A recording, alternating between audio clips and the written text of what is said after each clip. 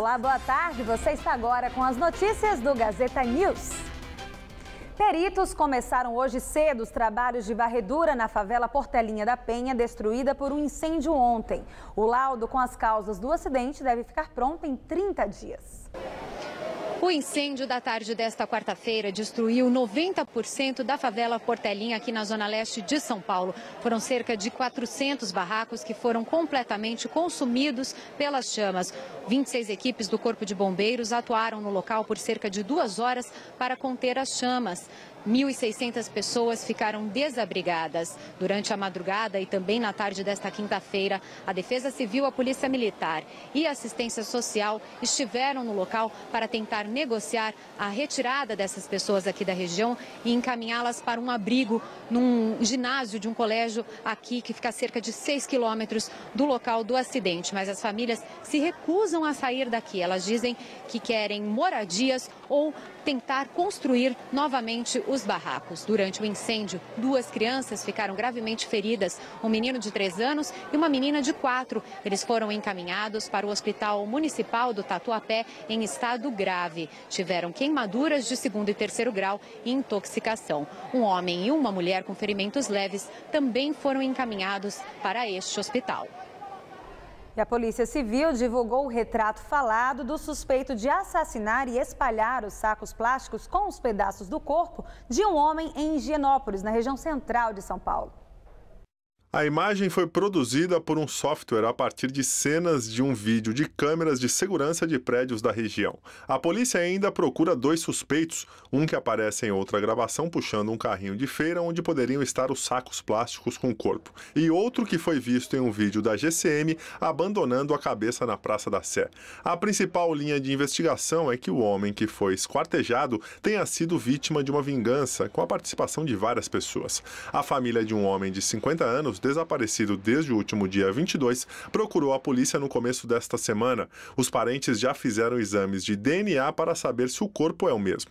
Eles informaram que o homem se encontrava com uma mulher no centro da cidade e suspeitam que a companheira, inconformada com o fim do relacionamento, possa ter encomendado o crime.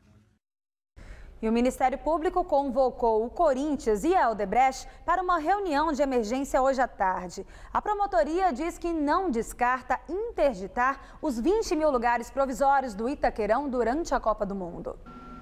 A preocupação do Ministério Público é com os laudos do Corpo de Bombeiros que apontam 26 irregularidades na arena. A principal delas é a falta de um estudo de fluxo de pessoas que detalhe um plano sobre saídas de emergência e tempo de percurso durante um eventual incidente. A promotoria não descarta a interdição temporária de uma parte da arquibancada, mesmo durante os jogos. No último dia 29 de março, o operário Fábio Hamilton da Cruz, de 23 anos, morreu ao cair de uma altura de 8 metros. As obras já registraram outras 2 mortes. No dia 27 de novembro, 2 operários morreram na queda de um guindaste que içava um dos módulos da estrutura.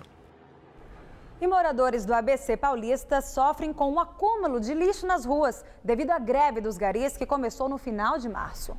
Segundo o sindicato da categoria, cerca de 50% dos funcionários da limpeza pública continuam trabalhando, como determinou o Tribunal Regional do Trabalho.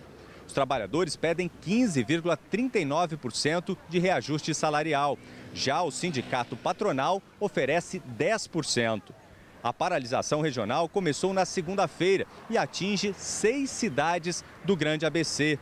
Com o serviço mantido parcialmente, o lixo vai se acumulando nas ruas. E a greve, segundo o sindicato, é por tempo indeterminado. Sim, as cidades estão sendo recolhido lixo, que é a liminar de 50% na rua, que é a coleta de lixo e varrição de rua, em setores diversos. Já o serviço essencial, que é hospitalar, é 100% na rua. Se a empresa tem 5 caminhões de hospitalar, vai sair os 5 caminhões. Normal. Essa é uma determinação que vocês acham importante estar cumprindo também, para não prejudicar a população, né? Sim, a gente acha importante, mas ela veio através do TRT, onde aconteceu uma reunião com o patronal para sair desse impasse dos 10%. Onde a nossa reivindicação é 15,39% e os 10% foi reprovado no dia 1º de abril. O relatório anual de acidentes de trânsito da CET aponta 50 vias mais perigosas de São Paulo no ano passado. A cada 3 acidentes, um deles aconteceu em uma destas avenidas. As marginais são as que registraram o maior número de acidentes fatais no ano passado. Foram 39 na Tietê e 24 na Pinheiros. Outras vias bem perigosas e que aparecem logo na sequência no ranking são as avenidas Senador Teotônio Vilela, a estrada do Mboi Mirim e a Avenida Sapopemba. Segundo o levantamento, essas 50 ruas e avenidas listadas concentram 383 mortes das 1.152 ocorridas na cidade em 2013. Mais de 80% das vítimas são do sexo masculino. Os atropelamentos representam quase a metade dos casos, 44,6% dos óbitos. O índice de mortes de motociclistas também é significativo, equivalente a 35% do total. Vamos agora com as informações do trânsito. A capital registra neste momento 106 quilômetros de congestionamentos. Começamos pela Marginal Tietê. O motorista enfrenta trânsito intenso ali na saída da Carvalho Pinto, na direção da Castelo Branco. Essa câmera aí é na altura da ponte Aricanduva. Agora a ligação leste-oeste. À direita, para quem vai acessar o elevado, trânsito carregado. À esquerda, para quem vai no sentido da Radial Leste, movimento já também bem intenso. Agora a Avenida Rebouças, na altura da esquina com a Pedroso de Moraes. À direita, trânsito carregado, mas fluindo no sentido da Marginal Pinheiros. E no sentido contrário, situação parecida na subida para a Paulista. E o dia foi de chuva fraca no litoral paulista. Já aqui na capital, o predomínio foi de céu nublado, intercalado com algumas aberturas de sol. Mas não chegou a chover e a máxima não passou dos 26 graus. E como será que fica o tempo nessa sexta-feira? Vamos aos detalhes da previsão. A sexta-feira será bem parecida com o dia de hoje na maior parte do estado. Já o fim de semana promete sol e calor na capital e também no litoral. Amanhã tem previsão de chuva que pode ser forte na divisa com Minas Gerais. Nas outras áreas do interior, sol forte entre nuvens e temperaturas em alta. Em Votuporanga, por exemplo, a máxima pode chegar aos 34 graus.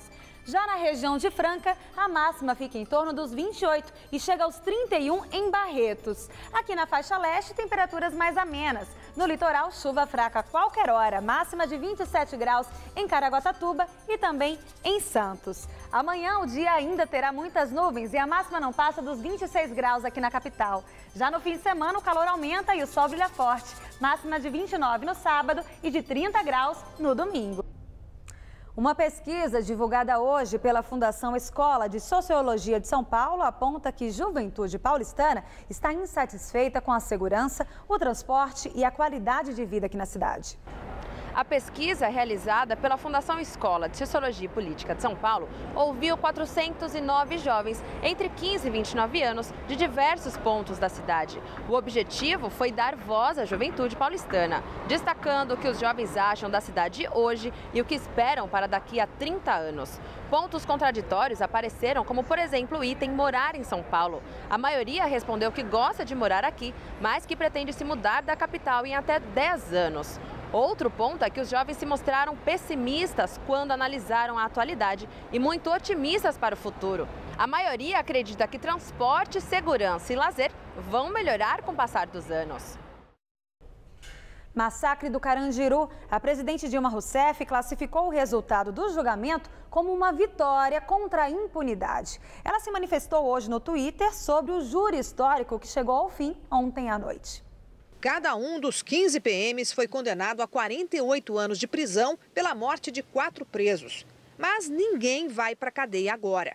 Eles ficaram soltos enquanto responderam ao processo e, pela sentença, podem recorrer em liberdade. Os que estão na ativa perdem os cargos. Não tem como você individualizar a conduta de cada policial. É um absurdo o que aconteceu nesse tribunal aqui. Desde o primeiro julgamento, um absurdo, um absurdo. Eu pedi uma batalha, mas não pedi a guerra, não. Isso ainda vai ter muito chão para rodar. A sentença de hoje encerra o julgamento, que começou há 1 ano e foi dividido em 4 etapas, por causa da grande quantidade de vítimas. 111 presos foram mortos depois que a PM invadiu o presídio do Carandiru durante uma rebelião em 1992. Depois de 22 anos do massacre, faltaram perícias, provas se perderam, neste que foi o julgamento considerado o mais complexo do judiciário brasileiro até hoje. Mesmo assim, houve condições de provar a culpa e condenar 73 PMs por 77 mortes. E para 25 deles, a pena individual imposta foi de 624 anos de cadeia. Pena ainda maior foi imposta ao comandante da operação. Em 2001, num julgamento separado, o coronel Ubiratã Guimarães foi condenado a 632 anos de prisão. Mas 5 anos mais tarde, em 2006, o júri foi anulado pelo Tribunal de Justiça de São Paulo. Meses após essa decisão, Ubiratã foi assassinado a tiros no apartamento dele nos Jardins. E foi assinado hoje de manhã pelo Papa Francisco o decreto que oficializa o jesuíta Padre Anchieta como o terceiro santo do Brasil. Mais de 4 séculos depois de sua morte, o padre José de Anchieta foi declarado santo pela Igreja Católica. Ele havia sido beatificado pelo Papa João Paulo II em 1980, a primeira etapa para se tornar santo. Para ser canonizado, é necessário que o Vaticano reconheça 2 milagres. Mas no caso de Anchieta, a santificação se deu por seu trabalho missionário feito no Brasil. Nascido na Espanha, Anchieta teve papel fundamental na catequização dos índios no período de colonização no Brasil. Também fundou diversas missões jesuítas. Além dele, 2 outros santos têm forte ligação com o Brasil: a ítalo-brasileira Madre Paulina, santa desde 2002, e Frei Galvão, proclamado Santo Antônio de Santana Galvão pelo Vaticano em 2007. E o Gazeta News de hoje termina aqui. Novas notícias logo mais às 7 da noite no Jornal da Gazeta e no Jornal da Gazeta, edição das 10. Fique agora com o Gazeta Esportiva.